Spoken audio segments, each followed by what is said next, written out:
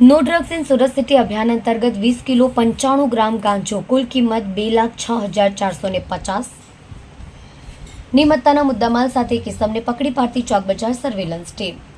Police commissioner Anupamsinh Gehlot, સંયુક્ત police commissioner sector 1, નાયબ police commissioner zone 3, મદદનીશ પોલીસ કમિશનર ઈ division નાઓએ શહેર વિસ્તારમાં થતી માદક કેફી દ્રવ્યોની હેરાફેરી અને પેડલરોને પકડી પાડવા અંગે સૂચના આપવામાં આવી.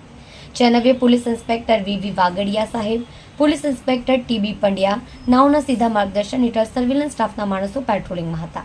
તે દરમિયાન assistant head constable Hirenbhai Bharatbhai, assistant police constable Parbatsinh Jayubha નાઓને અંગત રાહે બાતમી મળી કે વેડ રોડ વાડીનાથ ચોક પાસે તિરુપતિ સોસાયટી પ્લોટ નંબર 52ના પહેલા માળેના બીજા રૂમમાં નશાકારક વનસ્પતિ પદાર્થ રાખેલ હોય.